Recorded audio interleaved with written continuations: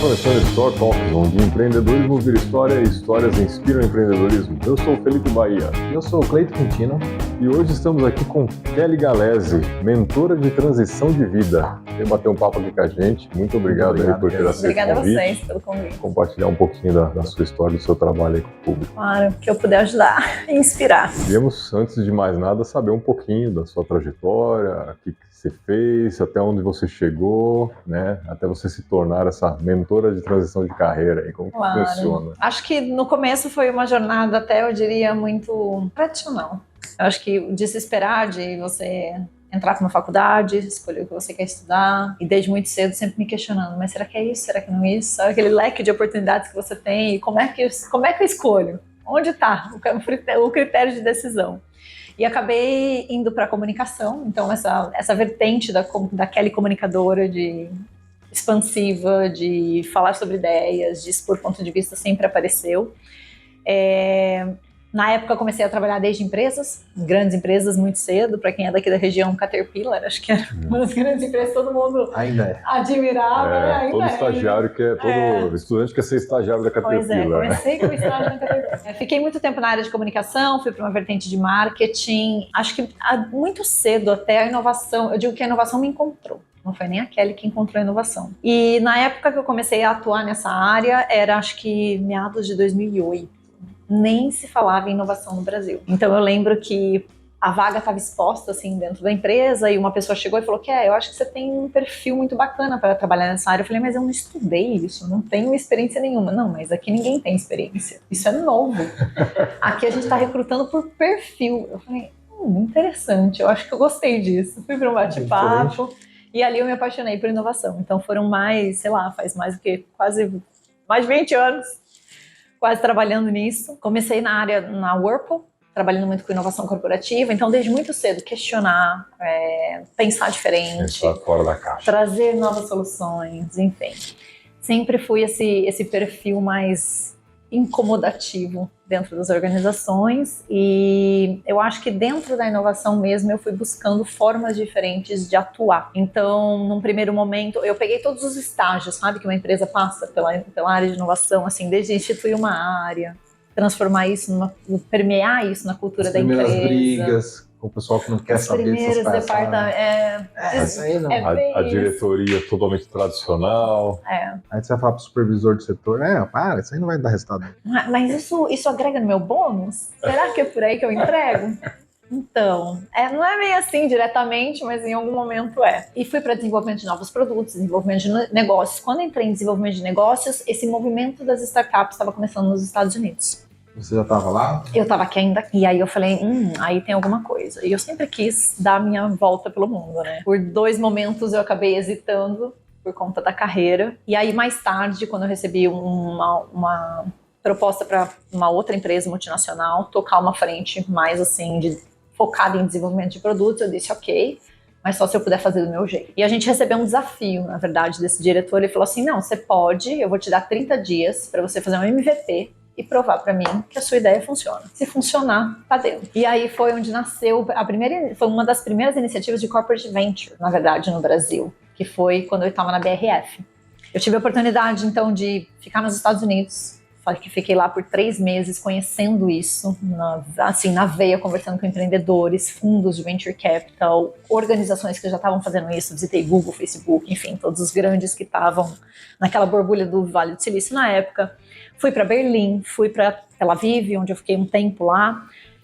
Voltei e estruturei essa iniciativa. Foi fazer um benchmark lá. Foi fazer um benchmark, justamente para tentar entender como é que essas empresas estavam se conectando com esses bichinhos, né, externos, tipos de relações, o que era saudável, o que não era, e essa coisa começava a borbulhar aqui no Brasil. E aí chegou no momento que eu estava já no auge da minha carreira, estava como gerente de corporate venture da BRF, e toda essa andança minha pelo mundo, ela começou um questionamento, mas não somente, eu diria, profissional. Quando eu ia conversar com essas pessoas, eu queria entender o porquê que as pessoas estavam fazendo aquilo. O que motivava um ser humano a tomar tanto risco, a sair da zona de conforto onde ele estava, a começar uma coisa, de repente vender aquilo, mas começar outra, mas como assim?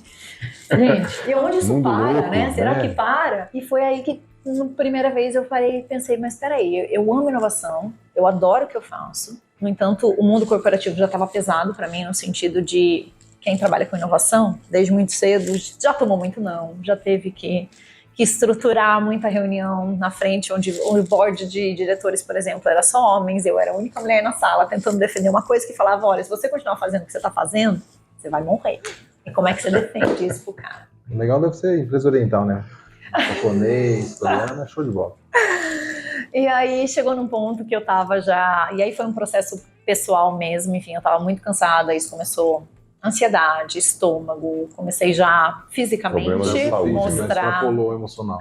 Mostrar que a coisa não estava legal. Eu comecei a fazer alguns movimentos, na época nem existia trabalho remoto. Eu propus pro meu chefe, falei, olha, eu vou fazer o seguinte, para eu continuar trabalhando aqui, eu preciso trabalhar somente 2 vezes na semana no escritório. Os outros 3 eu preciso estar fora. Não, tudo bem, pode ser. E aí a gente articulou ali uma negociação e tal, e eu vi, num primeiro momento isso satisfez, me ajudou, mas por outro, eu falei, puta, não é isso ainda. Pedi 1 mês de férias pra ele. Falei, bom, o que eu vou fazer? Acho que eu vou atrás do meu sonho. Meu sonho era conhecer a Austrália nesse momento. E eu tinha começado... Você estava na empresa e morando nos Estados Unidos? Não, isso eu estava morando aqui, eu voltei pra cá. Tá. Fiz todas essas andanças e voltei pra cá pra estruturar a frente aqui no Brasil. Eu tava já num processo de autodesenvolvimento naquele momento, então onde começou a abalar fisicamente o meu corpo, eu comecei a prestar mais atenção pra isso e dizer, não, peraí, tem alguma coisa aqui que não é profissional, é Kelly que precisa resolver com ela mesma. Pra Austrália fui, e queira ou não queira, o destino, mas eu digo que nada é destino, você que constrói, né, e vai colocando pedrinhas ali que você nem sabe no caminho. Você está preparado para aquilo que vai acontecer.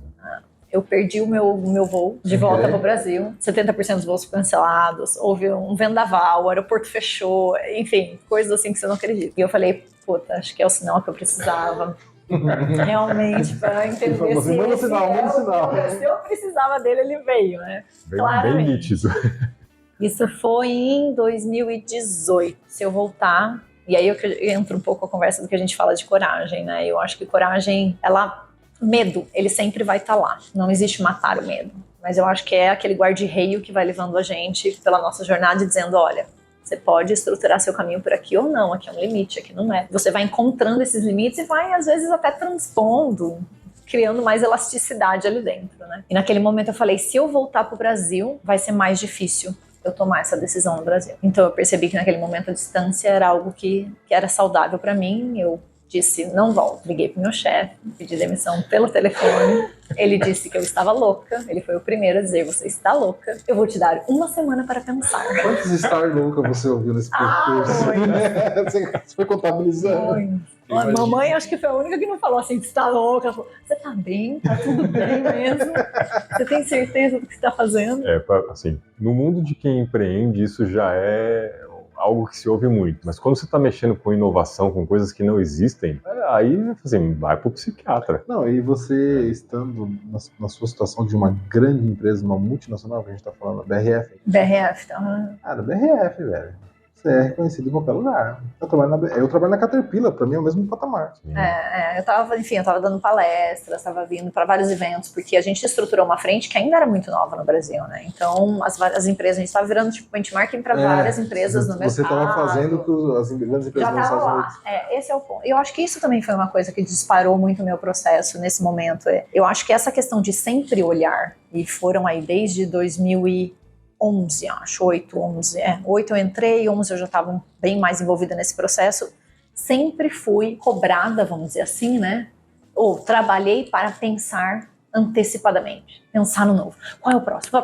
E aí eu, no momento, falei, mas peraí, gente, eu tô sempre no próximo, será que eu posso viver o hoje em algum momento? E foi essa a tomada de consciência que eu precisei na minha vida, porque aquilo estava me criando uma ansiedade absurda, e é o que acontece com empreendedores durante a jornada. Sim. Quando você entra numa jornada dessa, sem conhecer de fato, eu acho que menos habilidades técnicas, mas mais habilidades comportamentais, que é aí onde muita gente desiste e não consegue passar pelos altos e baixos da jornada. A gente fala muito isso, o problema maior é o comportamento. A habilidade técnica se adquire muito fácil, o comportamento é muito difícil mudar. Tanto é que o treinamento que a gente fez lá era comportamental. Comportamento, atitude, saber lidar com seus sentimentos, seus pensamentos, enfim, coisas que não são tangíveis assim, né? Não adianta você fazer um cursinho online. te dá um start, mas não é a longo prazo. Até assim, fazer uma pergunta nesse sentido, né? Você falou do seu autodesenvolvimento. Você teve auxílio de alguém nesse momento? Tive muito. Inclusive ontem eu estava tendo uma discussão, um bate-papo com uma cliente minha, né? Ela veio para mim pedindo uma ajuda para desenvolver, estruturar o business com dela. Ela falou assim, mas Kelly, eu faço isso dentro da minha empresa. Como é que eu não consigo fazer para mim? Eu falei, meu filho, todo mentor tem mentores. Todo mentorado tem um mentor. Você, como mentora de outros, vai precisar ter um mentor para te ajudar nesse sentido. Porque cada um está num patamar diferente, né? Se levar a empresa de 0 para 100 é uma coisa, de 100 para 1000 é outra, de 1000 para 10.000 é outra, e cada um está numa fase. Isso né? é muito surreal, isso que a tua mentorando. Ela, nesse caso, ela é minha mentorada. Porque isso acontece muito. Teve uma colega que abriu empresa, sempre muito competente como empregada, abriu empresa, o negócio começou a degringolar, já não tinha padrão de horário de entrar, horário de sair, já foi saindo da curva. Desistiu, voltou a empregado, e agora o empregado está se destacando de novo, sempre a primeira a chegar, a última a sair, dar o sangue. Eu falei, cara, que legal, né? Por que você não fez isso pro teu negócio? Aí ela parou, eu não sei. Também não tem a resposta também. Foi só uma pergunta. É só uma pergunta, não tem a É um resposta. questionamento interessante, né? Por quê? Que quando é o nosso, a gente trata de uma forma tão desleixada, assim. E aí você tá batendo meta, superando, mas o seu... Eu acho que é uma questão, talvez, às vezes, de você olhar e falar assim, eu sou capaz. E não é que você não tenha competência, mas é que são outras habilidades que a gente acabou de falar aqui. E numa empresa, talvez, você tenha alguém que te diga. Você tem alguém que conduz. E você não tem que se preocupar com o todo. Com tudo também. Você só isso faz é uma uma outra parte. coisa. Você, como criando um negócio, a gente fica se preocupando com tudo e ainda mais as coisas que a gente inventa. Né? É seu, né? Então, se você não fizer, não vai sair dali, né? Não tem coelhinho na cartola. Ou você paga alguém para fazer, mas você tem que saber, no mínimo, cobrar assim de fazer a cobrança. Tá fazendo certo ou errado? Exato. Mas é difícil. E aí, para isso, nós temos pessoas que ajudam, né? Sempre precisamos, né? Mas eu acho que também é uma habilidade que a gente sempre falou disso em inovação, né? Sempre quando você começa um processo de inovação, a gente fala das lentes que a gente usa. E como é que você usa essas lentes? Você usa essas lentes através de, ou você vai para fora buscar uma informação, ou você fala com um profissional. Você tem que olhar para fora. Então, acho que essa questão também de ter alguém te ajudando, no sentido de não é você que tá ali, porque você tá, às vezes, 100% tão embrulhado no negócio, que, às vezes, a resposta tá tão óbvia, ou alguma coisa que precisa ser mudada, direcionada, implementada, e você não consegue ver. E não é porque falta de competência, porque às vezes você tá demais ali, né? Com tudo que tem em volta. E você precisa de alguém que traga esse novo olhar para você. Olhar de fora. Que questione, que te faça pensar de uma outra forma, que te faça olhar para uma coisa que você não tá olhando. Então, é sempre saudável. Saudável sempre. Eu digo que isso tem duas formas, né? Você pode fazer, sim, formalmente num processo de mentoria, de consultoria, enfim. Mas também você pode sair ali toda semana, fazer um talk, um café com alguém que te inspire, o jeito que ela lidera, o jeito que ela conduz o negócio, o jeito que ela inova, o jeito que ela tem produtividade, enfim, o jeito que ela se organiza na vida. Essas pessoas, essas conversas também estão sempre muito saudáveis para te gerar questionamentos. Agora estou dando insight. Você que é empresário, está dentro, tem funcionário, às vezes o teu funcionário traz uma visão, você está tão fechadinho, você não aceita aquela crítica. Começa aí. Começa aí, às vezes dentro de casa tá a solução, né? Porque às vezes você não precisa nem sair. E a gente fomenta muito isso aqui de trocar ideia com outros empresários. Porque naquele treinamento a gente viu que conversava com um aqui, depois a gente parou às vezes no final e falou, cara, é a mesma dúvida de todo mundo. De todo mundo, né? Vamos tentar ganhar dinheiro com isso. Porque as dores são parecidas, né? E aí eles são muito isolados. E por conta disso, né? Disso que o Cleiton acabou de falar, que surgiu o Store Talks, né? E trazer essas conversas, porque a gente sentava muito com outros empresários e conversava e tentava ajudar. Então, a gente podia gravar isso e disponibilizar, né? Isso diversas vezes. Até que uma hora eu cheguei com o meu celular, microfone, vamos gravar. Porque essa conversa ajuda. E aí a gente começou a fazer isso mais com frequência, mais estruturado.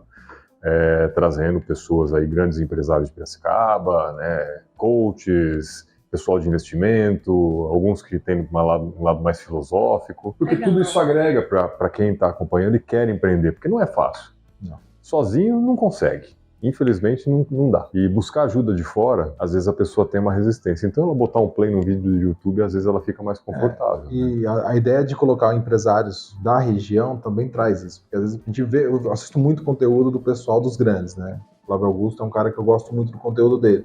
Mas eu não consigo tomar um café com o Flávio Augusto. Mas aqui a gente... E ele está num patamar muito acima, o patamar dos bilhões, né? Então aqui a gente traz o pequeno empresário que está dentro de Piracicaba. Então uma pessoa que está numa realidade pública. Quero investir, quero começar um negócio, vou lá trocar uma ideia com... Que tem alguém que além de estar próximo no sentido físico, está próximo no sentido de faturamento, né? O cara que está montando um negocinho ali, às vezes de 20 mil reais, tem o outro ali que já está ali nos 60, passou um pouquinho, mas ainda acabou de passar por aquilo, sabe como resolver a dor, né? Eu até comentei uma vez, o Flávio Augusto, ele já passou por isso que nós estamos comentando aqui, mas ele passou há muito tempo atrás, a situação econômica era outra, a situação política era outra, a situação do mundo era completamente diferente. Não se falava em inovação. Não. E eu estava ontem mesmo fazendo essa reflexão, a gente estava conversando sobre conexões, né? E é engraçado como a gente fala, nossa, o mundo está tão conectado, mas o que mais as pessoas sentem falta são de conexões genuínas. Porque é uma conexão frágil, né? E olha, você tem um acesso à informação, assim, ele pode apertar o play no YouTube e ver várias coisas, mas nada substitui ter alguém que está sofrendo a mesma dor que você, na esquina da onde você tem o seu negócio, você conhece a sua audiência, o seu público, como ela reage, enfim. Então, acho que, vamos lá, Piracicaba acho que ajuda nesse sentido, né? Porque, queira ou não queira, ainda não é uma capital, São Paulo, então você tem ainda uma concentração ali de comportamentos e padrões que são muito comuns para vários negócios. Então, montar essa rede de conexão desses empresários, desses aspirantes a empreendedores, é uma rede de apoio super importante para quem está querendo ou já está nessa empreitada, né? Não, com certeza. Não é fácil porque a gente sente muita dificuldade das pessoas engajarem com isso, de se comprometerem, e aí é uma questão comportamental. Aí o que é uma conexão? Tudo começa se primeiro as pessoas querem receber antes de dar. Esse é o ponto. E precisa ser espontâneo e precisa ser genuíno. Precisa ser para os dois lados, senão você não conecta nada, né? É você e só... Deixa eu voltar para exemplos do agro que eu gosto também. Você não colhe sem plantar. Não colhe. É isso aí. Não colhe, então, tipo... E você não colhe sem regar. Tem todo um processo, né, para colheita, né? Eu peguei até um empresário do agro esses dias, ele falando assim, que aí vamos entrar no mérito de Deus e tudo mais. Ele pegou e falou assim, se você não acredita em Deus, não empreenda no agro. Porque a gente compra semente, a gente planta, a gente molha, a gente põe um adubo, a gente faz todo um processo e a gente não sabe se vai ter safra no final para colher. A gente pode planejar tudo perfeitamente. Agora a gente tem o nosso produto aqui da empresa, trabalha com protetor solar para planta. E ele falou, essas últimas safras, o sol arrebentou com tudo. Aí o ano anterior foi a chuva que arrebentou com tudo. Você nunca sabe mais ou menos o que vai acontecer. Uma visibilidade constante. Aí ela fala, agora vai fazer calor, aí chove demais. Aí também é ruim. Então tudo que é excesso prejudica. E ele não sai quando começa. Eu achei bem interessante essa analogia daí. No agro, todo mundo tem muita fé, porque tem muito pra onde fugir disso. Agora, imagina o cara que tá lá tocando, né? Tá preparado para tudo isso, né? Eu acho que esse foi um dos grandes starts quando eu comecei a trabalhar com as pessoas, foi em notar esse gap que tinha no mercado de ou você fala de um desenvolvimento pessoal ou você fala de um desenvolvimento profissional. Só que, na verdade, essas duas coisas precisam andar juntas. São conectadas. Não tem como você separar o ser humano. Você não é profissional sem ser pessoal. E é por isso que quando as pessoas falam, eu quero empreender um negócio, mas a minha vida pessoal, peraí, o seu empreendimento é parte da sua vida. Ele precisa vir da sua vida pessoal e profissional, porque ela é uma só. Nossa, e vai ser tudo. Tá envolvendo muito com a questão do propósito. O Elson falou muito disso, né? O Elson veio aqui que ele é professor de investimento. A gente começou a falar de riqueza e como se tornar. Ele falou, cara, é propósito. O que é independência financeira para você? Tem gente que vive com salário mínimo. E é feliz. E essa é a realização que a pessoa quer. Se isso for suficiente para você, você já é independente financeiramente. É o que eu falo, assim, o empreender é o caminho para atingir o seu sucesso. Independente do que significa para você. E aí que tá a chave, descobrir o que é sucesso para você. Exatamente. O nome da história faz cada vez mais sentido. Faz. É um chute que acertou legal. História é seu... Sucesso é ter o objetivo realizado. Esqueci o nome do meu. Objetivo realizado. É isso aí. E nós estamos aqui para te ajudar. Claro, nós estamos aqui para te ajudar. Mas eu acho que é uma pergunta que vem muito, porque principalmente quando você está fazendo uma transição, e aí vamos pegar, por exemplo, o meu de carreira, né, que foi sair de um mundo corporativo, um cargo de gerente, e de repente, do nada, Kelly, o que eu faço? Liga pro gerente, estou pedindo minha demissão aqui na Austrália. Depois do primeiro, você tá louca? Ele me deu uma semana para pensar, eu liguei antes de semana terminar, 3 dias depois eu falei, resolvi ficar. Ele, tá bom, eu vou te deixar, como é que chama a licença? Eu vou te dar 1 ano de licença. Nossa. O seu cargo vai estar aqui se você quiser voltar, porque eu acho que você ainda está... Não, ele foi um anjo, óbvio. Ele sempre me ajudou, mas também porque ele gostava muito do trabalho que eu estava fazendo ali, né? Então, eu entendo que tem tudo, um equilíbrio, mas pô, legal, né? Tipo, ó, se der errado, tô aqui de volta. Se der errado, a gente ainda tá por aqui. Mas nesse momento, você sentiu que, assim, ele ainda deixou a ponte lá pra você, mas você sentiu que você queimou sua ponte ou não?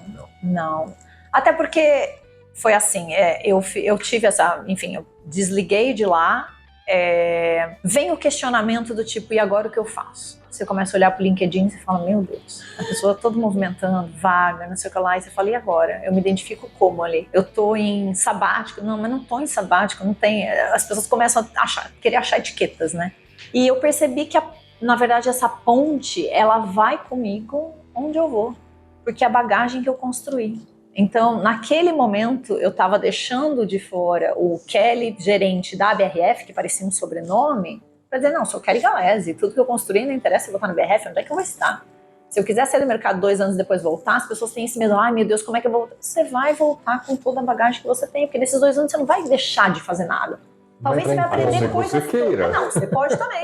Mas mesmo que você queira, assim, vou tirar um sabático, tá bom, vou pro meio do mato viver com os índios. Você vai aprender coisa. Vai trazer muito aprendizado. Vai trazer questionamento, insight, sempre traz. Arrepiou. Então, naquele momento, eu falei, não tenho queimar a ponte, né? Tanto é que, aí a notícia começa a esparramar, né? Mas aquele tá na Austrália, Eu recebi vários pedidos, convites para entrevistas, e aí eu ainda tava num momento estável, não tem como falar que, você dá esse salto, eu não fui aquela que fecha a porta e pronto, tô aqui, a minha nova vida. Não, eu tava num processo de transição. E eu tive que participar desses processos para ter certeza, não é isso mais que eu quero. Eu lembro até de um dos que eu conto no episódio do meu livro, foi muito marcante, simbólico para mim. Eu cheguei até a etapa final do processo, era para tocar outra iniciativa de Corporate Venture Capital numa empresa grande, de uma indústria que, vamos dizer assim, é destaque no Brasil.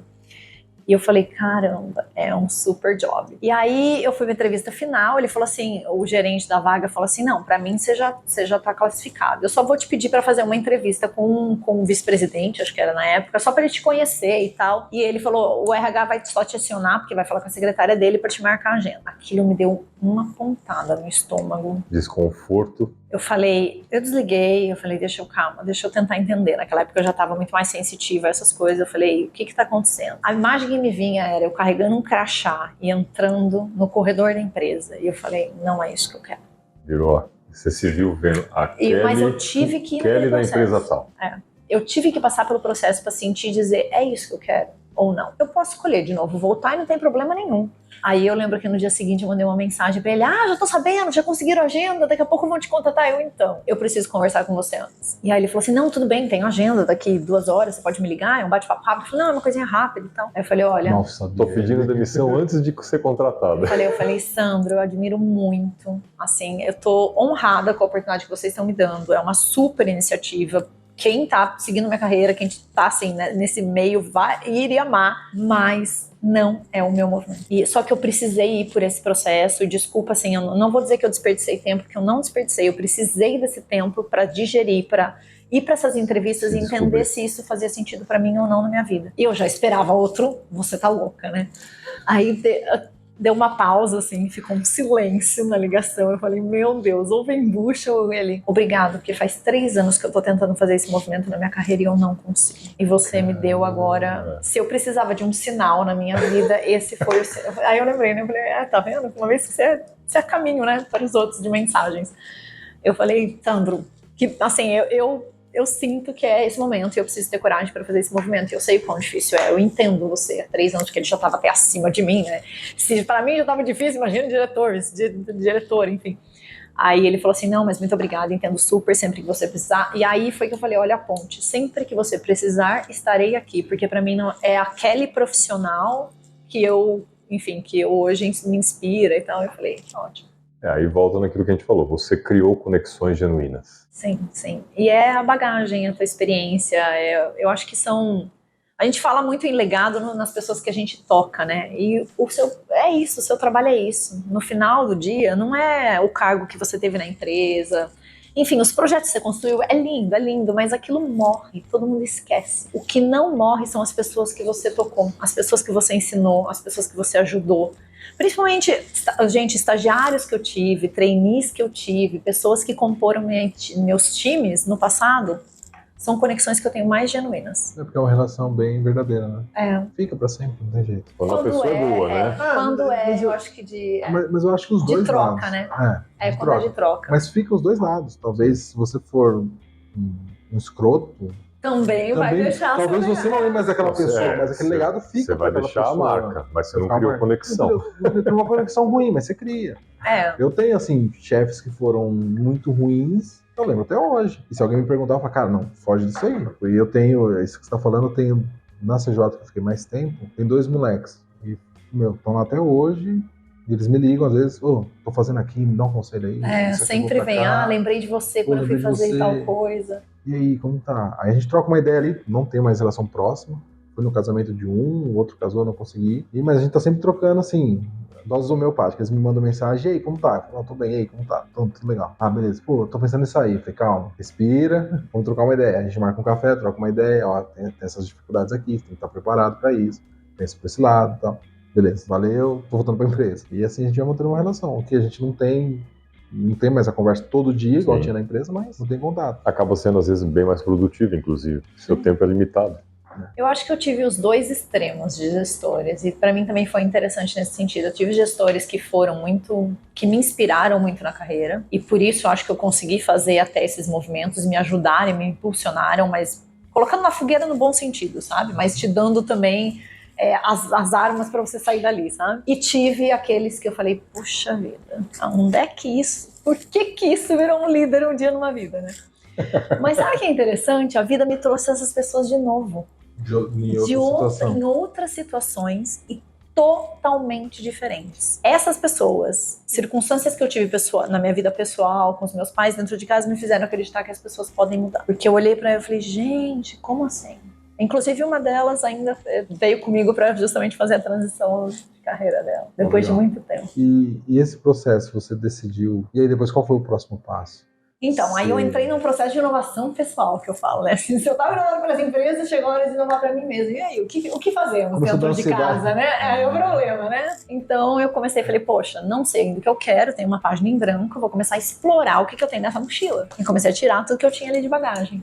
E aí as oportunidades foram aparecendo, ali mesmo na Austrália. Então eu decidi ficar um tempo maior na Austrália. Eu falei, já que eu queria tanto conhecer esse país e ficar por aqui, por que não, né? E eu comecei eu sabia que tinha alguma coisa ali no inovação e empreendedorismo. Eu sempre gostei disso que eu fiz, mas eu precisava ainda entender como é que era a minha visão daquele assunto, inovação e empreendedorismo. Então era isso que aquele ainda precisava lapidar.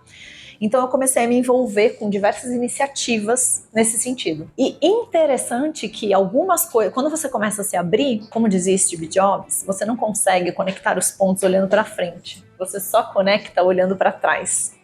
Hoje, olhando para essas iniciativas que eu me envolvi, eu consigo entender que cada uma delas foi peça fundamental para construir o que hoje eu faço.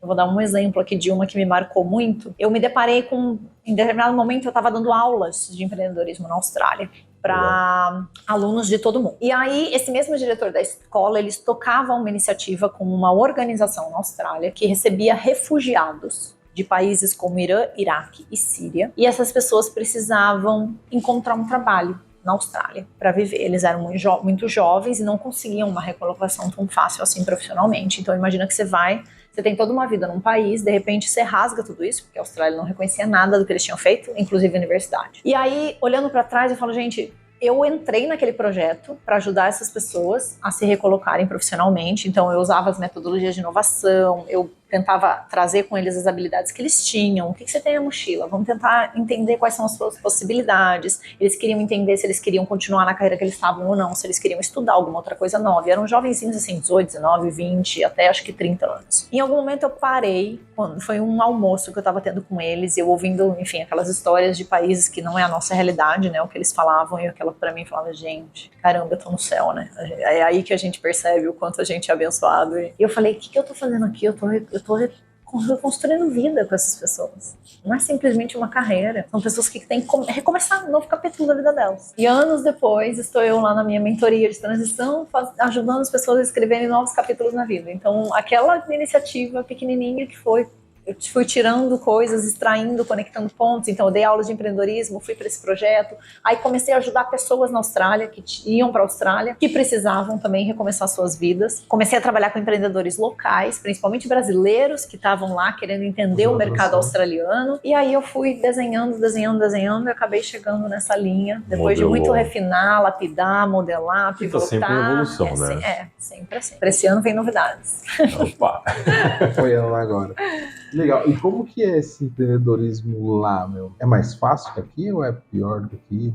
Você consegue fazer esse link? Olha, eu vou dizer que tem prós e contras. Eu acho que é um mercado que ainda não tem muito investimento, vamos dizer assim. Você não tem uma fartura no sentido de fundos de capital investindo. Tanto é que acho que eles têm 2 ou 3 unicórnios. Acho que o Canva é um, né, que explodiu. É de lá? A Atlassian é de lá e tem uma terceira que eu não lembro. No entanto, eles têm eu acho que 2 componentes que são essenciais ali para empreendedores que vão ali. O primeiro existe para quem opta por desenvolver um negócio ali, existe uma barreira natural da Austrália. Quem vai levar uma operação para a Austrália hoje? Está do outro lado do mundo. As grandes empresas olham para a Austrália, é uma ervilha a operação delas ali. É muito pequena, Austrália e Nova Zelândia, geralmente, né, que eles tratam juntos. Então, essa já é uma barreira natural nesse sentido. Então, se você, num primeiro momento, a gente nunca começa uma startup pensando, empreender um negócio pensando num global, né? Você começa sempre no local. Então, eu digo que esse é uma barreira que te ajuda positivamente. Por outro lado, é a riqueza de você ter um negócio em um país com tanta diversidade. Porque australiano é o que menos tem lá. Muito tem imigrante, gente, né? de tudo quanto é canto do mundo. Então você tem uma riqueza de insights para lapidar o seu negócio no começo do processo que é incrível. E aí, gente, para trabalhar no seu time, enfim, ali vale longe, né? Não é só o consumidor, mas também diferentes culturas com a muitas inovação ideias, borbulha, né? Ela borbulha de forma mais genuína, natural, né? Vamos dizer assim. Então eu acho que tem prós e contras. Mas eles ainda estão, por exemplo, eu passei também aqui, não é fera a gente comparar Estados Unidos e Austrália, né? Eu passei por Estados Unidos, passei por Berlim, passei por Tel Aviv e fui para a Austrália. Eles estão atrás dos outros países. Não tem como eu falar que a Austrália está mais desenvolvida ou menos desenvolvida. Não tem. Mas o que eu aprendi é que existe um jeito de se fazer inovação e tocar empreendedorismo que está muito conectado com a cultura, a raiz, enfim, os valores que tocam aquele país, sabe? Então, nada vai ser igual. A gente fala, todo mundo tenta recriar o que é o Vale do Silício. Não vai ser a mesma coisa, não adianta, porque não vai. É totalmente diferente a dinâmica, né? Então você olha, por exemplo, para Tel Aviv, eu fui para lá mas não é os Estados Unidos, não é, mas vou dizer que assim, a flexibilidade ou adaptabilidade comportamental das pessoas de lá, dos empreendedores de lá, para tomarem risco, por exemplo, é muito maior do que qualquer outra cultura. Os caras estão em risco 100% do tempo, eles estão em estado de alerta ali. Sim. Então isso é natural, é um ímpeto natural. E a história deles é essa, né? Todo avô de guerra e tudo que foi. Então tem coisas que são assim, não adianta você querer, acho que não tem muito do recriar, sabe, do copiar, é você olhar ali, tipo Berlim, você vai pra Berlim também, é outra coisa, é muito mais, você pode imaginar, o alemão é tradicional, Nossa, é muito mais pesado, estruturado, você não vai achar muito risco lá, não vai mesmo, então não adianta você montar que tem inovação. Sim, do jeito que eles fazem, de uma forma mais estruturada, mas tem. E para algumas coisas é muito bom e funciona muito melhor do que o jeito mais, às vezes, badernado e caótico de outros lugares. Porque o alemão, talvez, ele não consiga se encaixar naquela cultura, no outro jeito de ser. E tudo bem. E em que momento você resolveu escrever o livro? Que é um outro empreendimento também. É um outro filho, foi né? Tudo junto aí, no processo. Não foi no começo do processo, foi no meio do processo. Então eu comecei em 2018 essa mudança. O livro veio em 2022. Foi quando eu já estava desenvolvendo ferramentas instrumentais, que esse livro ele foi meio que não foi assim, vou escrever um livro. Um dia eu acordei e falei, vou escrever um livro. Não, eu sempre tive uma sementinha plantada ali, um sonho, desde que um dos meus gestores, um daqueles inspiradores que eu comentei com vocês, escreveu um livro. E eu fui no lançamento do livro dele e eu falei, Mário, um dia eu vou lançar um livro. E eu achei maravilhoso, eu falei, deixa ele guardadinho aqui. E acho que passei o processo da pandemia. E pra mim o processo da pandemia, eu tava na Austrália, então eu posso dizer que eu nem sei se eu vivi muito a pandemia naquele lugar, no lugar que eu estava. Eu tava na Austrália ainda, num vilarejo, ainda mais assim, sabe? Então assim... Você já tava... Não tinha, já tava isolado. Já tava isolado, Acho que foi bem isso. Eu já estava num processo de isolamento. Eu tava mesmo, né? Porque... Se fosse internet, eu nem saberia que teve uma pandemia. Não, parte dessa jornada, o que eu falo para as pessoas, é um processo de mergulho interno. Então eu acho que eu estava naquele momento, na verdade, da pandemia. A pandemia veio, assim, como uma luva para mim, porque eu precisava estar comigo mesma. E quando eu estava escrevendo, né, fazendo muito a escrita reflexiva, uma das ferramentas que eu usei muito para autodesenvolvimento e hoje comunico e divulgo e acho que isso ajuda pra caramba os empreendedores que querem trazer à tona aí o seu empreendimento. Depois você fala um pouco mais sobre isso. Falo. E aí eu tava nesse processo, quando eu olhei para todas aquelas páginas, eu falei, caramba, eu tenho muito material aqui. E sempre que eu tava conversando com as pessoas, bate pronto, era, Kelly, mas essa história sua daria um livro? Porque sempre tudo acontece com a Kelly, sabe? Até nas coisas mais informais, assim, de balada, de amigos, de roda. Eu falei, não, realmente, né? Tem umas histórias aqui que eu falo, meu, quem que imagina essas coisas? E aí eu olhei para aquilo e falei, por que não agora? Se não for...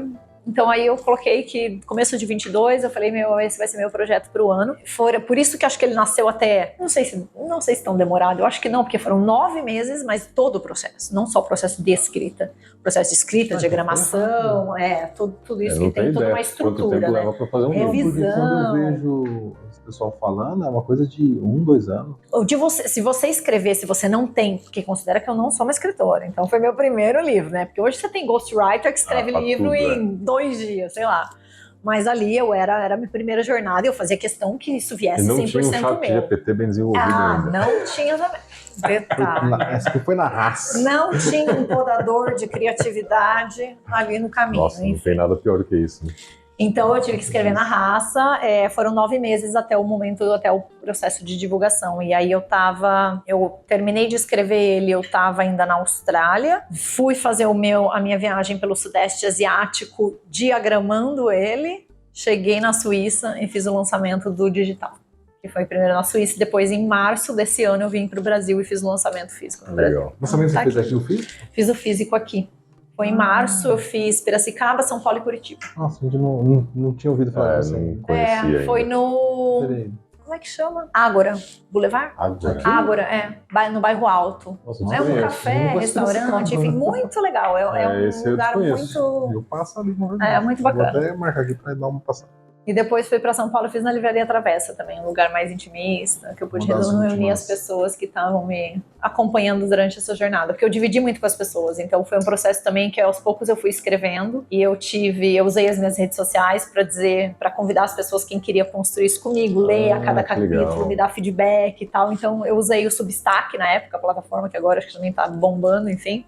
E eu trocava muito o conteúdo do livro com essas pessoas. Então eu também recebi muita interação então, durante essa jornada. Colaboração do público que te acompanha também tá aí dentro. Porque eu queria desde o momento que ele nasceu, era criar um diálogo com o leitor. Eu queria que fosse uma comunicação, um livro muito... que a pessoa lesse e se sentisse próxima. E eu tô super feliz porque é o feedback que eu mais recebo das pessoas. Nossa, Kelly, parece que aquilo ali tá falando comigo, sabe? Então é bem isso que eu vi essa semana, não sei quem que foi. Alguém que escreveu um livro também, mas ela pediu para as pessoas mandarem as perguntas que ele queria que ele respondesse. Ai, que legal. E no livro? Então assim, ele escreveu um livro, mas respondendo perguntas que as pessoas fizeram para ele nas redes sociais. Interessante. Quem fez isso, não dessa forma, de caso pensado, foi o Serbasi. Não, o Serbasi, o primeiro livro dele, aquele livro Casais Inteligentes e Casais Inteligentes. Juntos. Ele respondia muito a carta de leitor, e-mail, e ele começou na época não era nas redes sociais, era carta, e-mail. Carta, e-mail, ele foi respondendo, e falou, peraí, juntou tudo. Tem um livro aqui. Deixa eu compilar o que é, mas é muito assim, gente. Todo mundo que produz conteúdo, que comunica hoje, tem pelo menos um livro ali para ser publicado. E hoje, inclusive, esse é um dos projetos que vem para 2024. Final do ano, sabe? Como que é os projetos? Esse é um dos projetos para 2024. Ajudar especificamente pessoas a transformarem conhecimento produto, no caso um livro. Que eu vou estar numa parceria com a Sabrina, vocês conhecem a Sabrina Scarpari? Ela era colunista, Já tá anotando pra convidar. jornalista. É um bom convite, viu? Ela sempre teve a carreira como jornalista também. Viu aquilo, uma mídia quase que sumir, e aí o que eu faço? Teve que reinventar-se na carreira. E hoje ela trabalha muito com narrativa, storytelling. Então ela entra um pouco mais nesse tom legal, e eu entro na questão de desenvolvimento, estrutura, estratégia e tal. Eu acho que o Polé já me falou dela. Também da Patota. Não, por incrível que pareça, não foi por causa do Polé conhecer ela, mas eles também se conhecem, então provavelmente deve ter comentado. Sabrina Scarpari. Tava com ela, inclusive, pouco antes de entrar aqui. Legal. No telefone. Vamos mandar um oi pra ela. Ela mesmo. Foi porque ele ficou no meu pé, eu chegava lá, tem um convidado pra você. No fim ele veio e o podcast dele deu ruim. Deixa eu gravar outro. Ele falou de você, aí eu falei, manda mensagem pra ela, presente, pra fazer um de campanha. Ele falou, não, eu vou mandar. Ele não mandava. Ela vai estar aqui no final do ano, mas ela vai embora em janeiro. Eu falei, então manda mensagem pra ela, pra marcar, pra não chegar lá de carão. Aí ele não mandava, eu comecei a seguir a tua página, eu vi que a Renata te segue. Aí eu falei, me ajudei. Aí ele também mandou o contato dela, tô seguindo ela, inclusive, aqui. Legal. Essa é bacana também. Ela tem um histórico muito legal e tá empreendendo. E ajuda empreendedores, então... Bem... bacana. Não, vou chamar ela aqui. Ela tem até em comum que segue ela. Provavelmente por ter trabalhado como jornal. Ela estava nos principais jornais da cidade na época, então acho que ela deve conhecer bastante gente no circuito. Sim, então nesse momento eu trabalho com... Na verdade eu não tenho restrição, né? Eu trabalho com empreendedores aqui, então meu público é Brasil, brasileiros expatriados, eu tenho bastante, e localmente onde eu estou, geralmente eu vou construindo uma comunidade. Então hoje eu construí uma comunidade na Austrália que me segue, independente de onde eu esteja, eu tenho clientes. Na Europa, eu tenho muito ali Suíça, Portugal, e agora Estados Unidos, que eu cheguei lá em junho, comecei primeiro a desenvolver o mercado, então tive meus primeiros clientes ano passado. Se você é nativo, língua portuguesa, ou se você fala inglês, pode passar pelo processo. Bugamente, essa troca de idioma é constante. Faz uma call aqui em inglês, depois você vai pro português e volta pro inglês. Olha, eu vou dizer que no começo foi complicado. Hoje já é mais tranquilo, que nem meu marido estava aqui no final do ano, fala com a família em português, ele em inglês, chega um ano, você tudo bem. Porque eu fiquei, aí ficou na pandemia pra cá, né? A gente trabalhou junto, lá na empresa do irmão dela. Um dia eu tava aqui na mesa conversando, digitando, ela tava numa ligação em inglês com alguma pessoa assim, ela desligou o telefone e começou a falar comigo em inglês. Ela ficou olhando assim... E ela falando assim e rindo. Eu falei, nossa, eu queria saber o que ela tá falando. Ela contou toda a história. Eu falei, hey, agora você repete, traduz pra mim. Aí fala em português. Esqueceu de colocar a legenda? Sem legenda é complicado. Não, isso aconteceu. Mas o mais surreal é que ela olhou assim e falou assim, eu falei em inglês, você falou totalmente inglês. Parecia que tava falando assim. Não, é natural, assim. Vira e mexe, eu tô conversando com ele lá em casa e viro com minha mãe. Aí meu pai... Kelly está falando inglês comigo. Não. Tá, então é normal. Outro dia eu tava onde? Na academia, eu contando inglês, aí a mulher perguntou, quanto você fez? Eu, 20. Quanto? É normal, de vez em quando dá uns... Legal, então não, vou falar pra ela. Principalmente quando acaba de voltar, né? Acho que talvez mais... Mas no caso da Rede, tipo, é constante, porque ela tem o marido e os 2 filhos, aí ela entrava assim, conversando com o marido, com o filho, e aí começava a falar com a gente, voltava, que do ciclo do marido tá junto, né? O teu marido, ele também trabalha com... Ele trabalha com tecnologia. Trabalha no Google, inteligência artificial. Agora eu deixo pra pensar no futuro pra ele. Eu penso nas pessoas e agora no futuro. Bom, pelo menos se ele ficar ansioso, ele já tem dentro de casa o suporte pra transição. É bem isso, né? O duro que... Espeto de pau, como é que é? Ferreira, espeto de pau. Casa de Ferreira, espeto de pau. Mas é bem isso. Mas ele faz essa parte. Eu gosto, eu acho que talvez é isso que provoca a gente, num bom sentido, profissionalmente os dois, sabe? Porque a gente trabalha com áreas muito diferentes, mas ao mesmo tempo ele tem um lado humano e eu tenho toda a minha bagagem de experiência, de tecnologia, empresa, startup e tal. Então é muito interessante ver como a gente tem ponto de vista diferente. E a gente entra, assim, num diálogo e cada um com o seu ponto de vista, a gente troca umas ideias, entendi, alguma coisa eu concordo, outra eu não concordo, mesmo que a gente saia, não, também discordo e ok. Então acho que Mas sempre agrega, né? É muito agregador nesse sentido, sabe? Eu vejo os dois crescem Sim. profissionalmente Até nesse porque sentido. depois ele vai chegar na empresa, você vai chegar com seus clientes, vocês vão pegar esses perfis e vai conseguir É já ter totalmente. uma experiência no diálogo. Em algum momento, Diverso. assim, olha, ela falou isso. Olha, ele falou isso. Não, eu ajudo ele muito no questão de carreira, de liderança. Mas meu chefe, desenvolvimento no pessoal mesmo, no sentido de atitude, comportamento. Kelly, inteligência artificial, é isso aqui, é solução, isso aqui tá bom, ele também me ajuda com algumas coisas. É que ele é mais pesquisa, né? Ele não tá muito na frente, mas desenvolvimento de produto. Então, queira ou não queira, ele tá por dentro. Ele é italiano. Então, italiano, tá vendo mais uma língua aí no meio. Ele é italiano, a gente se conheceu na Austrália. Nossa, que rolê. Na época que eu tava lá. Quase não se beber num caso, né? Um rolê totalmente aleatório, né? Foi lá no outro lado do mundo pra conhecer. Caraca, que surreal. E hoje vocês moram nos Estados A Unidos. gente mora nos Estados Unidos. Passamos 9 meses, ele ficou 1 ano, eu fiquei 9 meses na Suíça, com uma ponte, e agora Estados Unidos, desde junho desse ano, a gente foi pra lá. Agora viveu o Vale do Silício, né? Inclusive era outro questionamento que veio muito forte pra mim, porque o Vale do Silício foi um lugar que me inspirou muito, só que ao mesmo tempo me trouxe muitos questionamentos. Foi ali onde começou o meu processo de desenvolvimento, no sentido de, é isso que eu quero, mas Então aquelas conversas me instigavam, mas me puxavam para o outro lado, que era o lado humano, que eu não conversava com tudo aquilo. Escalar, growth, accelerator. Eu olhava aquilo e falava, meu Deus, até onde vai isso, né? Onde para tudo isso? Onde vai essa bolha?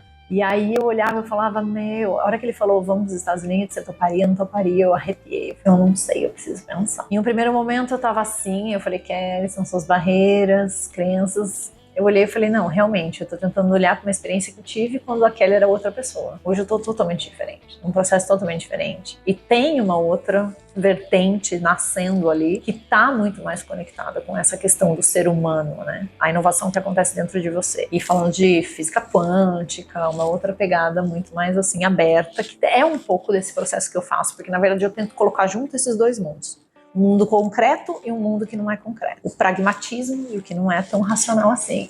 Então, eu voltei para os Estados Unidos e falei, não, agora eu vou, mas é uma outra pegada aqui. Tentando harmonizar razão e emoção. É bem isso. A pegada do Rio, sou péssimo com fontes. Tem uma passagem de um filósofo, como que é o nome dele? Que quando você entra no Rio, você nunca entra no mesmo... Nunca entra no mesmo Rio você duas nunca vezes. você nunca é o mesmo. Já voltou para os Estados Unidos, é outro dos Estados Unidos e é outra que é... Eles vão estar até mais propensos, talvez, mais receptivos com a sua visão hoje. Sim. E hoje tem toda uma indústria sendo desenvolvida nesse sentido. Inclusive que sai um pouco, vem para essa indústria do coaching, mas eu acho que o coaching é uma outra pegada. Esse já é um pouco mais aberto. Que curioso, você consegue... Porque eu tô vendo que o teu trabalho ele é muito desenvolvimento pessoal, num processo muito específico, mas é muito próximo ao coaching. Você acha que próximo. Sim ou não? É próximo, o que eu digo o coaching, ele vai, e aí vão pegar principalmente o de carreira, que talvez seja ali o mais fácil da gente lidar. Ele vai te levar, o que a gente sabe, do ponto A para o ponto B. Então, Kelly, hoje eu faço isso e eu quero esse outro momento aqui. Então, a pessoa ela já está, talvez, muito mais definida o que ela quer, e é um processo muito mais estruturado e muito mais pontual. O que eu faço principalmente, a pessoa ela tá nesse ponto A, mas ela não tem ideia do que é o ponto B dela. E aí não adianta, não é só profissional esse processo. Esse processo tem que voltar para o humano, tem que voltar para a essência, tem que voltar para ela. Então esse mergulho que eu trago hoje, que é o que diferencia o processo no final, quando você olha para o processo completo. Porque eu coloco junto desenvolvimento de carreira, desenvolvimento de novos negócios, aí depende do que você quer, a transição que você quer, mas antes de a gente entrar nessa transição, a gente vai descobrir o que é de fato que você quer, que é a base, que é ter clareza do teu norte, do enredo da tua história, que eu falo, né? Porque a gente vai voltar para a tua história de vida, e eu uso uma ciência que é chamada antroposofia, a ciência, que é uma ciência espiritual. Então ela já tem uma pegada mais lógica, mas ao mesmo tempo mais aberta, que usa os ciclos de desenvolvimento do ser humano como desenvolvimento de si próprio. Então a gente vai voltar para a sua história de vida e vai analisar todos os seus ciclos de desenvolvimento para achar essa linha que conecta todos esses pontos. Essa linha que você está construindo, que é o norte do teu caminho. E a partir dessa clareza, aí sim você pode dar o segundo passo. Porque às vezes as pessoas, é essa falta de confiança que não deixa a pessoa sair do lugar. Essa falta de clareza, do tipo, tá, mas essa ideia, mas pode ser aquela também, mas aquilo também eu tive vontade um dia, mas meu amigo tá fazendo aquilo e me convidou pra... E aí? Então a gente volta, dá um step atrás e começa ali do que é mais básico. O coach ajuda você a subir a escada. Você Na verdade, faz a pessoa construir a escada. É mais ou menos isso. Porque a escada, porque pra mim, assim... A escada que ela nem conhece ainda. A jornada, ela não é... Eu não posso limitar somente do A e do B. E daí toda vez que essa pessoa quiser ir pro C, ela vai ter que ir de novo. E do Construir D, tudo não. de zero. Ela tem que criar a própria base pra construir. A sua vida é uma jornada de transição sempre. Vai ser sempre. E é complexo isso porque fez em outros países também, então a gente vai quebrar a barreirinha do o Brasil é complicado. Porque a gente fala Cada lugar tem o sua Brasil particularidade, é. né? Mas assim, tipo, é geral então. Porque É geral. eu tenho uma preocupação. Só é diferente, né? Eu tenho uma preocupação com meu filho muito grande, porque ele tem 14 anos. E aí eu fico, cara, o que orienta ele a fazer? Porque eu sou contador de formação, mas eu não cresci, eu vou ser contador. Meu sonho de infância, brincava com calculador. O caminho que aconteceu. Foi acontecendo. E a gente vai acontecendo. Eu tenho essa preocupação com meu filho. Mas, cara, como que eu oriento ele? Como que eu ajudo ele a enxergar? Porque, eu não faço nem a mínima ideia, eu não tive essa experiência. E aí, quando eu converso com outras pessoas, muitas pessoas são assim, né? Estão fazendo o que estão fazendo e nem sabem por quê. Por quê? E é essa a pergunta que trava. Por que você faz o que você faz? Eu falei isso para um desses moleques que eu treinei na CJ. Eu lembro que ele era guarda-mirim, e aí ele entrou, foi efetivado. E aí, nossa, quero ser efetivado, tal. E começamos a trabalhar. Eu gosto muito de TI, acho que vou fazer faculdade de TI. Tá, legal, mas... Por quê? Por quê? Aí, não, porque eu quero ganhar mais dinheiro. Mas você sabe que você vai dar uma queda inicialmente, né? Aí, por quê? Eu falei, porque hoje você está numa área que é contabilidade. Já tem experiência, já tem 3 anos, você 4 anos de faculdade, você precisa desse emprego para pagar a faculdade, e daqui 3 anos o salário vai ser maior. Você só se planeja direitinho, porque lá na frente vai ser mais difícil para você sair. Porque se é dinheiro que você está focando, quando você for pedir demissão, talvez você vai a resposta não seja essa. Seu salário vai sair de 3 para 1,5 quando você entrar em TI iniciante. Fazer um estágio, de repente, não remunerado. Então você pensa. Planeje. Quer fazer, faz, mas planeje.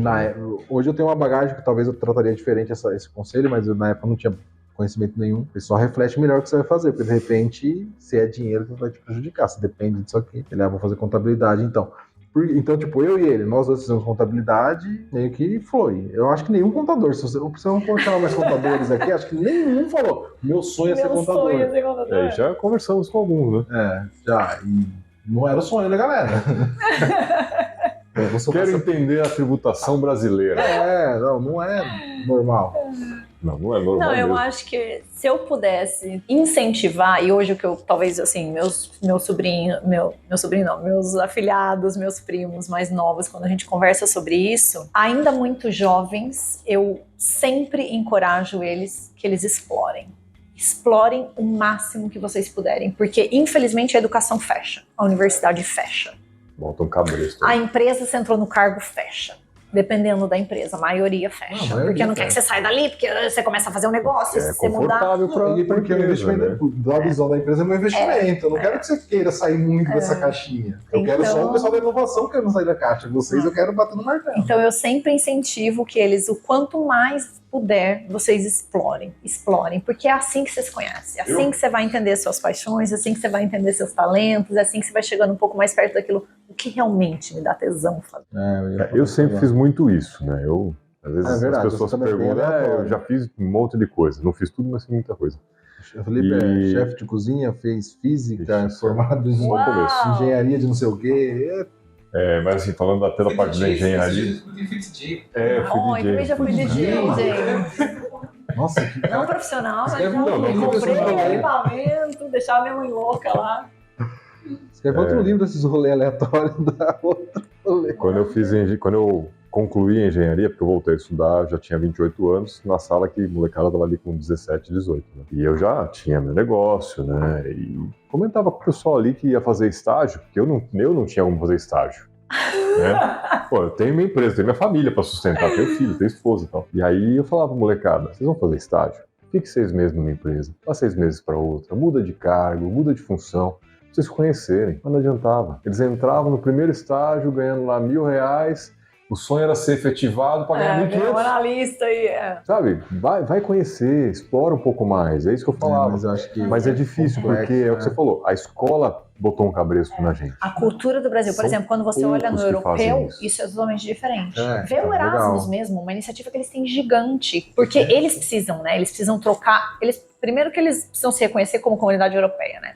Então, por isso, o Erasmus, ele nasceu nesse sentido. O Erasmus é um programa que você vai estudando em diversos países e vai, enfim, trabalhando e tal. Tem toda uma pegada de desenvolvimento de você como ser humano e não só profissional. Então, você pode perceber que a maior parte dos europeus, ele entra no mercado de trabalho às vezes muito tarde. Ó, o meu marido, por exemplo, ele foi estudar, sei lá, ele foi trabalhar com 20 e poucos anos. Eu comecei com 17 estagiando. Esse caminho aí que a gente descreveu agora.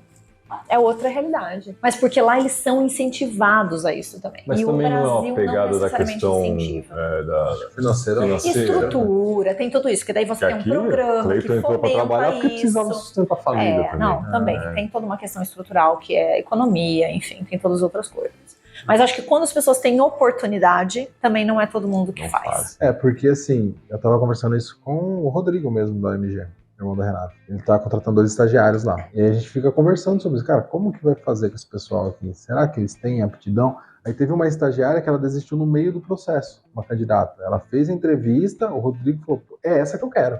A menina é muito boa, assim, encaixa. O que aconteceu com a Kelly.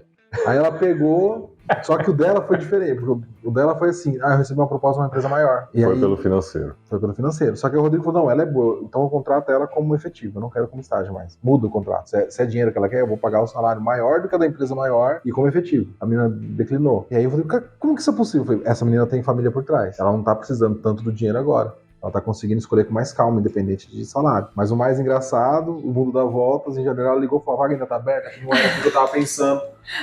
Mas eu falei, não, agora eu contratei outra pessoa, já fiz contrato, já fiz tudo, já dei a palavra pra pessoa, agora perdeu. Mas eu acho que isso tá mudando um pouco no Brasil, porque essa geração, todo mundo reclama dessa geração, não sei se lá fora também tá assim. A nova geração? Essa geração de empregado. Eu falo, cara, mas essa geração é filho uma dos geração seus... diferente. É uma geração diferente e são filhos dos seus amigos. Então não reclame muito. Ou seus filhos. Porque vocês que criaram, ou seus próprios filhos. Esse é o ponto. E aí eu brinco muito que, tipo, essa geração tá tendo mais opção de escolha, de repente não entrar de uma vez no emprego, porque tem o background do pai e da mãe. Sim. E, tipo, ó, não vai, tô aqui. Aí a pessoa testa, é demitido, tô tranquilo, não vou passar fome. Eu tinha um filho com 20 anos, não podia me dar o luxo de ficar desempregado. E aí acho que vem o ajuste das empresas de entender essa nova geração e se adaptar a essa geração, o que também começa a criar atrito. É verdade. Sim, e aí julga a geração como, mas eles não ficam em nada, mas realmente existe um componente ali, a ansiedade e um montante de escolha, que a pessoa não sabe ainda o que ela faz, porque daí volta pro desenvolvimento. Não adianta também você ficar passeando e pulando de galho em galho se você não tá refletindo, analisando e maduramente tomando. Então. E aí, o quanto dessa geração tá escolhendo profissão porque o pai teve uma experiência dizendo, faz contabilidade que é bom, faz esse curso que é legal. Faz engenharia, faz medicina. Existir, né? Isso... Não tem muito como, né? Isso acho que não acaba. Sempre vai ter alguém. A questão é como se adaptar. Mas... Você comentou lá atrás, o Cleiton até pontuou isso, né, sobre a escrita como uma forma de reflexão, não foi esse termo que você usou. Como que é esse processo para você? Como você pode contribuir para a gente fazer igual? Não, tranquilo. Dá uma amostra grátis. Eu acho que, escrever tem 2 grandes benefícios, né? Acho que o primeiro aliás, vários, mas 2 eu acho principalmente porque o papel aceita qualquer coisa. Então você coloca ali e de forma... é para você, ninguém vai ler. Então de forma não estruturada, você precisa escrever. Então ele te ajuda na estruturação do que está acontecendo na sua cabeça, no seu coração, nos sentimentos, nos pensamentos. Então é uma forma, sim, de você desenvolver tudo aquilo que está dentro de você. Um livro que me ajudou muito na época, que eu sempre comento, é O Caminho do Artista, que é um livro da... esqueci o nome, gente, deu branco. Julia Cameron. E ela traz duas ferramentas principais, e naquele momento era muito voltado para artista, mas a Kelly nem queria ser artista, não era nem isso, mas criatividade estava muito ali como uma das plataformas minhas, de olhar e explorar novas possibilidades do que seria a Kelly profissional daqui pra frente. Então eu falei, poxa, faz sentido eu ler esse livro, um amigo meu me sugeriu. E aí a escrita reflexiva é uma das ferramentas que ela traz no livro como algo que você deveria fazer todo dia para se conhecer melhor. Um diário. É o antigo diário. Eu acho que é o antigo diário. Né? Só que o diário, ele era mais... não, acho que pouca gente. Então, ele evoluiu, né? Porque o diário, ele era mais... virou um vlog. Narração, vamos dizer assim, narrativo. Olha eu, narração. Narrativo. Então você narrava o seu dia, o que acontecia. No começo você vai fazer isso? Vai, porque você olha para aquele papel, quem nunca escreveu vai falar, o que eu escrevo aqui? Eu falo, gente, escreve o sol, como você acordou, você abriu a janela, o que você viu? No começo vai ser assim. Só que aí o próprio, você vai desenvolvendo e a própria prática, constância de você ir lá pro papel todo dia, vai evoluindo o que você está escrevendo ali. Daqui a pouco você está refletindo sobre as coisas que você fez, você está analisando as coisas, as escolhas que você tomou, as atitudes, e aí vira uma ferramenta grátis de autodesenvolvimento. Então tem jeito de se desenvolver. Não adianta falar que não tem dinheiro para pagar mentoria, não tem dinheiro para ir para terapia. Tem jeito. Porque, sempre gente, tem. Eu fiz terapia e você só fala também, ela só vai te dando... ela só vai falando, no fim das contas você sai dali e fala, tá, eu decidi o que eu vou fazer com a minha vida. Demora, tá? E fui eu que sai caro. E no final das contas você fala, peraí, eu resolvi tudo sozinho. Então, você falando de diário, bem legal que o digital tá... Gente, tem várias ferramentas surgindo para isso agora. O iPhone agora, ele fez a atualização, chegou lá, diário, é uma ferramenta pra você escrever. Recebi ontem, eu tô no inglês, chama Journal, porque em inglês a gente fala do journaling. Provavelmente as pessoas devem ter visto muito isso. Eles acabaram de implementar. Implementou. Agora, você acha que tem diferença na escrita no digital, no celular, pelo papelzão ali? Acho que faz diferença? Uma pessoa de inovação falar isso, mas eu digo, eu respeito a tecnologia, eu gosto da tecnologia como meio. Veio mais, ela vai matar tudo. Mas tem coisas que eu não gosto de o papel e o lápis. Eu sigo. É a ferramenta mais barata. Tem um livro que eu tô lendo que porque eu acho que papel tem e lápis é a ferramenta mais barata ali, sabe? Onde você coloca, você escreve, rabisca. É diferente. Que nem ler livro pra mim. Eu tive uma barreira super pra ir pro digital. E ainda tem livros que eu não gosto de ler no digital. Eu não consegui não vou ler. Aqueles que eu sei que eu quero tipo, grifar, isso aqui eu posso conectar, vai me dar muito insight, não vai ser um livro digital. O seu, inclusive, eu comprei no digital. Eu também não gosto do digital. Porque quando eu entrei aqui não tava com a opção do físico. Físico. No Brasil, né, não tá só aí na hora que eu peguei, eu tava vendo o teu podcast, você participou aqui também. Aí você falou com o físico, peraí, eu acabei de comprar o digital, tem físico. Vou imprimir também. Porque eu realmente não gosto. O que eu li de digital foi Harry Potter, mas eu já sabia a história. Pra mim são umas coisas mais assim, pragmáticas, sabe? Pontuais, assim. São leituras mais até técnicas, eu acho. Que eu ia falar, uma coisa que técnica. eu faço no digital. É mais assim. Então, assim, eu recomendo pra quem nunca fez, começa no papel, sabe? Que não é a mesma coisa. Hoje eu sou nômade, né? Então eu não posso carregar. Antes eu tinha, quando eu comecei. Gente, vocês têm noção do que eu tenho pra transformar nesse livro? Eu tenho, tipo, papel sulfite, que inclusive eu trouxe na minha mala dessa vez, porque eu falei, vou guardar isso no Brasil, onde eu vou guardar. Os manuscritos originais. Olha, uma coisa engraçada até, eu ia digitalizar tudo aqui. Quando eu cheguei lá num lugar que eu achei perto de casa para digitalizar, e a pessoa me cobrou $300 para digitar aquilo, eu fiz as contas e eu falei, não, eu acho que eu não vou digitar, eu vou pôr na mala e tudo bem, eu vou despachar. Digitaliza com... E aí, hoje eu uso não é um iPad. Kindle? Ele não é um Kindle, ele é um caderno digital, na verdade. Ele é um caderno digital. A experiência é muito... Se bem que o Kindle agora... Não é o Kindle, tô mentindo. Acho que o Google lançou que a experiência da caneta tá, inclusive, melhor do que eu tenho. Mas na época o Google não tinha uma solução, então eu ganhei de presente essa, justamente para não precisar carregar mais. Olha que o papel virou. Você tá com cara do marido, fala, tô cansado dessas malas, meu. Eu carrego. Agora chegava no aeroporto, tinha que pegar 2 carrinhos. Sobrava pra ele. O marido tecnológico, às vezes é isso. Ele olhou para aquilo, a primeira vez que a gente discutiu, ele falou, mas você vai levar isso na mala? Eu falei, não, podemos deixar, rasga. Não, você não tá entendendo o valor disso, emocional. Não posso deixar isso para trás. Na hora que eu coloquei aquilo na mala, ele falou, você tem noção de que isso vai pesar na mala? Aí eu acho que ele, tá bom, já sei o que eu vou te dar de presente de aniversário. Acaba não. E o mais surreal, assim, quando você pensa pensando pra frente, é que como você tá com esse arquivo físico, daqui a algumas centenas de anos, alguém pode achar isso. Imagina! E de repente você perde o livro e o que é isso? Será que era uma história de quê? Vai reescrever o livro. Vai reescrever, vai relançar. Nossa, aqui era o manuscrito de uma deusa. Essa história. Por quê, meu? Mitologia. É o que aconteceu mitologia. É o que aconteceu com o Mais Esperto que o Diabo, do Napoleão Hill. Napoleão Hill. Só foi lançado depois que ele morreu, muitos anos depois que o filho dele achou. Vários livros são assim, gente, se bobear. Que ele escondeu aquilo, não queria. Tá vendo? O que vai ser isso no futuro? Vai estar perdido nessa nuvem, cloud. Então, mas alguns físicos vão estar perdidos aí também, vai ser bem interessante. Aí o pessoal vai digitalizar, subir e jogar fora. É que na cloud ninguém vai conseguir achar, né? Ninguém vai achar, esse é o ponto, né? É protegido, né? Vai ter uns... É o quê? É protegido. Bom, quero ver como vai ser a partir de agora a indústria também disso, porque com a história de ChatGPT... Então, você fez um comentário, e aí eu quero te perguntar assim, eu vou deixar você... Não me pergunta as coisas. Você fez um comentário ChatGPT, e aí assassina a criatividade. Isso, exatamente o que ela falou. Aí eu falei, tá, fala aí, o que você acha do ChatGPT? Não vou nem... Só joga aí. Eu não sei se eu tenho ainda muito bem formulado algo. Eu tenho um pensamento em evolução, eu digo assim. E eu converso muito principalmente com meu marido. Não só o ChatGPT, mas a inteligência artificial como um todo. Eu digo sempre, eu não sou contra a tecnologia. O problema é a forma como a gente usa a tecnologia.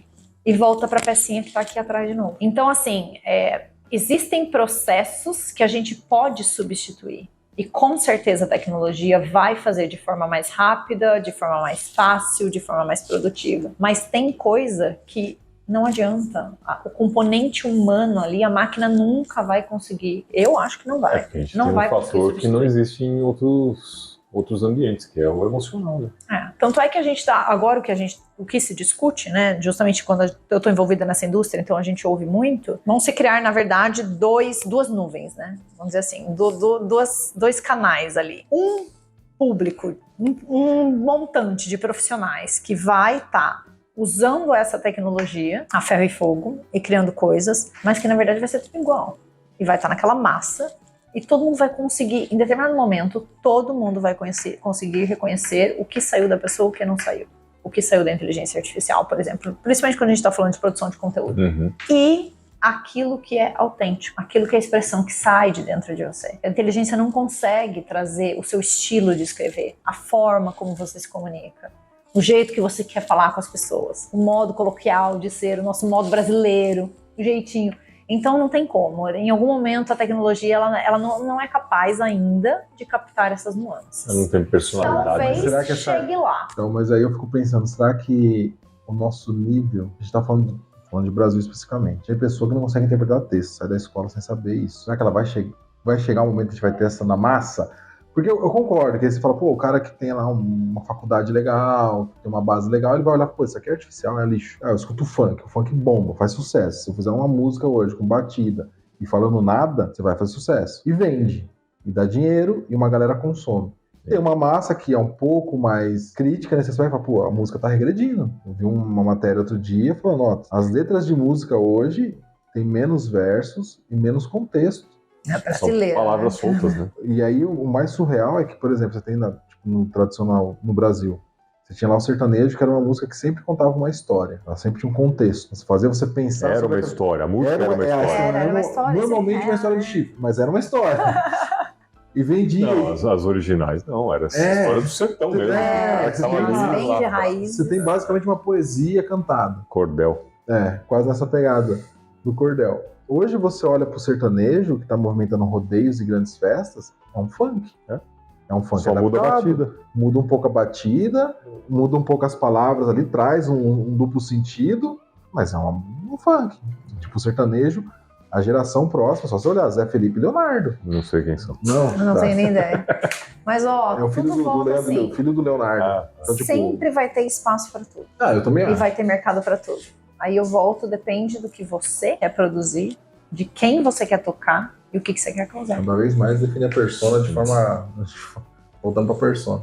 Aí acho que volta, é uma questão de realização consigo mesmo. Se você se sentir realizado fazendo isso, as pessoas que vão te seguir, quem vai estar junto com você, trabalhando com você, você sabe que é aquilo. E você pode estar feliz com aquilo, e tudo bem.